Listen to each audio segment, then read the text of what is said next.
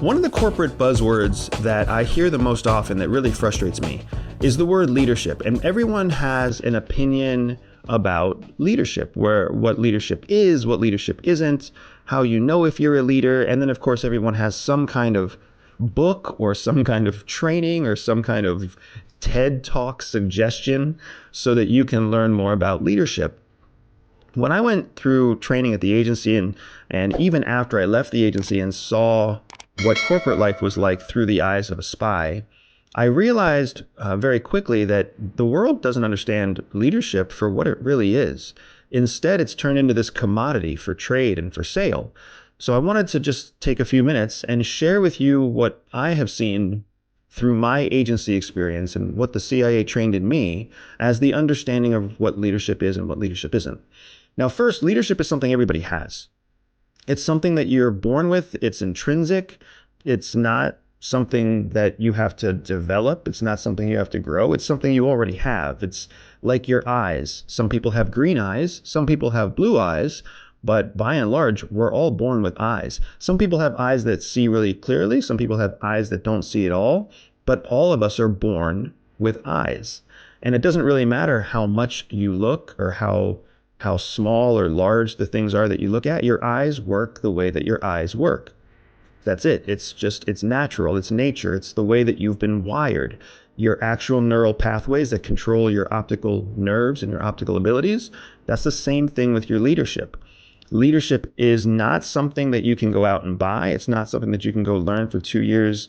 It's always going to be what it is. And if you become accustomed to a certain kind of leadership, it's because that's either what you're experiencing or what you prefer. It's the same, just like when we were just like our example with our eyes. The people who are used to living in a place with cloudy overhead coverage become very accustomed to looking at the world when it's a little bit dim and cloudy. And when it's bright, their eyes hurt. And similarly, the people who live in a bright place like Florida or Hawaii, when they have a cloudy day that comes in, it actually makes their eyes kind of hurt. It becomes difficult to see because they're used to an abundance of light. The point here is that the agency introduced us to the idea that leadership isn't something that needs to be cultivated or trained. Instead, it's something that you already have that you just need to understand. If you know that you are highly efficient in bright light, then the agency wants to put you in a place with bright light, like Hawaii or Florida or Southeast Asia. If you are highly efficient and highly effective in a place with low light, with dim overhead cloudy days, then the agency wants to put you someplace where you have low light days, like Norway or Sweden or Russia. That's the way that they work. They don't try to change who you are. They try to help you identify who you are and know where you fit best.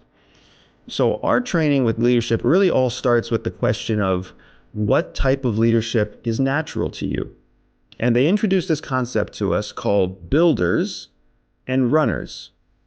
So if you consider everyone a leader, everyone is a leader in some way, then there are two different kinds of leadership: builder leadership and runner leadership.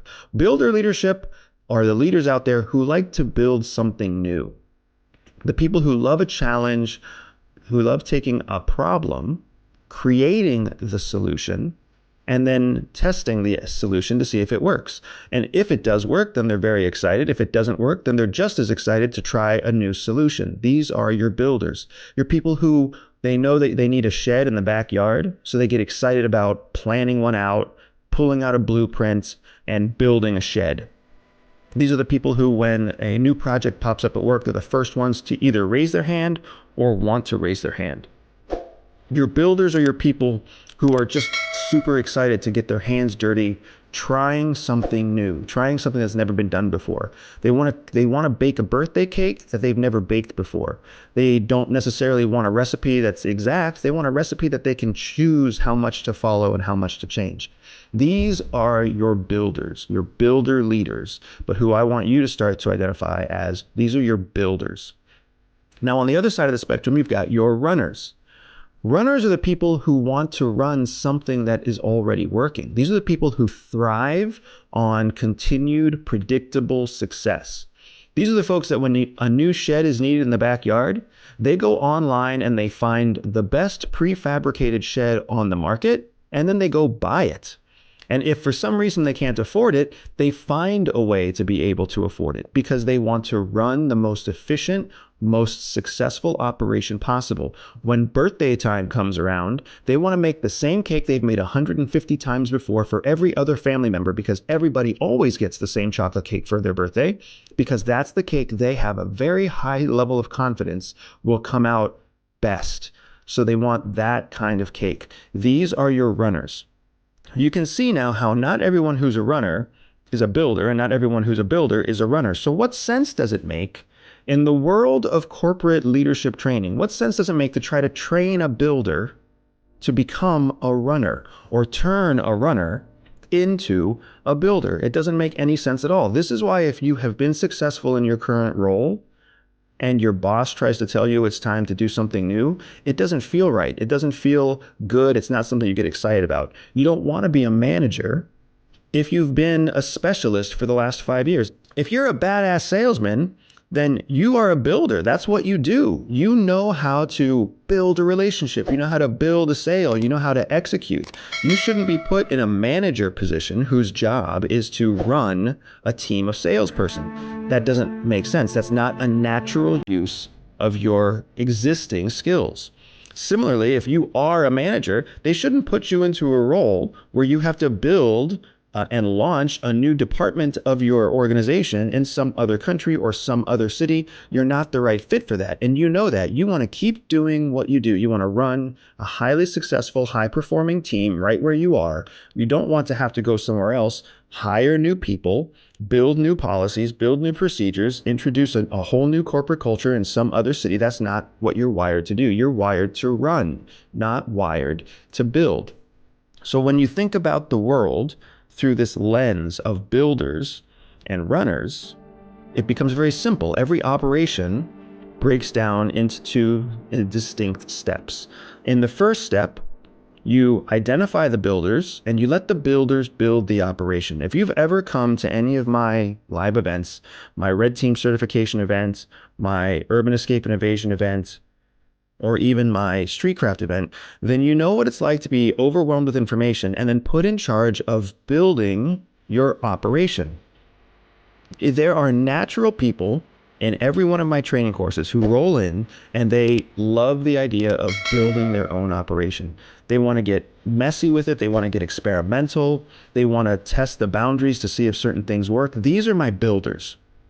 Awesome, hard-charging, high-achieving leadership people who want to build.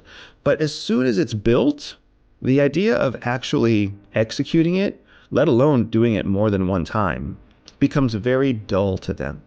They built it because the challenge, the reward, was in the build. Now that they actually have to go and run it 3, 4, 5, 12 times, that doesn't sound very exciting.